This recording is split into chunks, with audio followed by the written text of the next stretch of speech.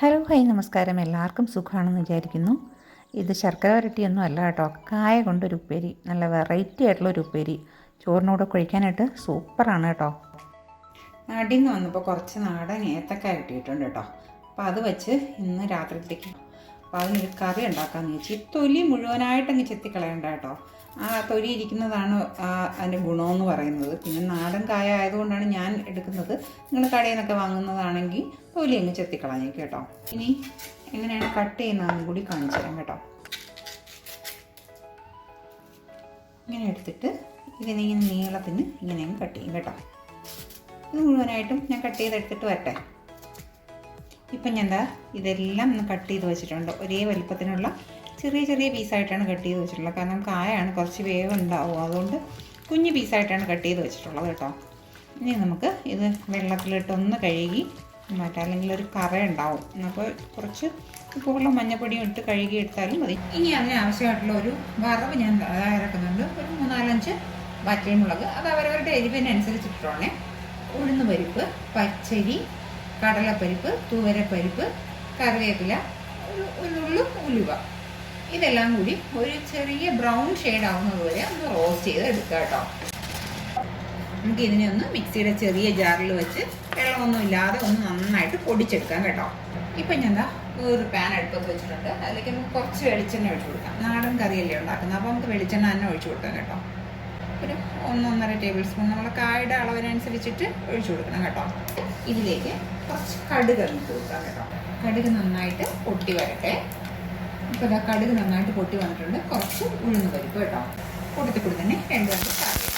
ഉഴുന്നൊക്കെ ഒരു ബ്രൗൺ ഷെയ്ഡിലോട്ട് മാറിയിട്ടുണ്ട്. ആ സമയത്ത് നമുക്ക് നമ്മൾ നേരത്തെ എടുത്ത് വെച്ചിരിക്കുന്ന ആ കായ ഉണ്ടല്ലോ, ആ കായ നമ്മൾ അടച്ച് വെച്ച് കൊടുക്കാം. അപ്പോൾ ആ ആവിയിൽ ഇന്ന് അതൊന്നും ആയിക്കോട്ടെ കേട്ടോ. ഇപ്പം ഞാൻ കുറച്ച് പുളി എടുത്ത് വെച്ചിട്ടുണ്ട്, ചൂടുവെള്ളത്തിലിട്ട് വെച്ചിട്ടുണ്ട് കേട്ടോ. അതിൻ്റെ ആ സത്തൊക്കെ അങ്ങ് കളഞ്ഞതിന് ശേഷം നന്നായിട്ട് പുളി പിഴിഞ്ഞിട്ട് അതിൻ്റെ സത്തങ്ങ് കളയാം. എന്നിട്ട് ഒരു കായ ഒന്ന് വെന്ത് തുടങ്ങുന്ന സമയത്ത് നമുക്ക് ഈ പുളിവെള്ളവും കൂടി അതിലൊഴിച്ച് കൊടുക്കാം. അതിലൊരു ഉപ്പിട്ട് കൊടുത്തിട്ടില്ല കേട്ടോ, പ്രത്യേകം ശ്രദ്ധിച്ചോളണം. ഒന്ന് ഒരു പകുതി വേഗമായതിനു ശേഷം നമുക്ക് പുളിവെള്ളം ഒഴിച്ച് ബാക്കി വേവിക്കാം. ആ പുളിവെള്ളം ഒഴിക്കുന്ന സമയത്ത് നമുക്ക് ഉപ്പും കൂടി ഇട്ട് കൊടുക്കാം. ഇപ്പം ആദ്യമേ ഒന്ന് ഇട്ട് കൊടുക്കട്ടെ. അതാ ഒരു കുറച്ചൊന്ന് വെന്ത് വന്നിട്ടുണ്ട്. നമുക്കിനി കുറച്ച്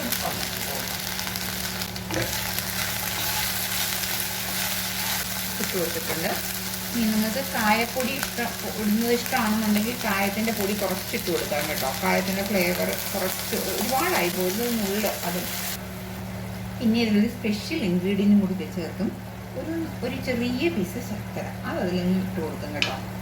ഇട്ട് കൊടുത്തിട്ട് നമുക്കിതിനെ നിന്ന് അടച്ച് വയ്ക്കാം. ഈ പുളിവെള്ളം ഈ കായയിൽ പറ്റി പിടിക്കണം. ആ ശർക്കരയുടെ അംശവും അതെല്ലാം ആവണം. ഒരു പ്രത്യേക ടേസ്റ്റാണ് കേട്ടോ ശർക്കര ഇടുമ്പോൾ. പിന്നെ ശർക്കര നമുക്ക് ഇടുന്ന ഇഷ്ടമല്ല എന്നുണ്ടെങ്കിൽ ഇടണ്ട, പക്ഷേ ഇടുമ്പോൾ ഒരു പ്രത്യേക ടേസ്റ്റാണ് കേട്ടോ. നമുക്ക് അടച്ച് തന്നെ കൊടുത്ത് വെക്കാം. ഇപ്പോൾ ഇതാ നമ്മുടെ വെള്ളമൊക്കെ പറ്റി വേണ്ട.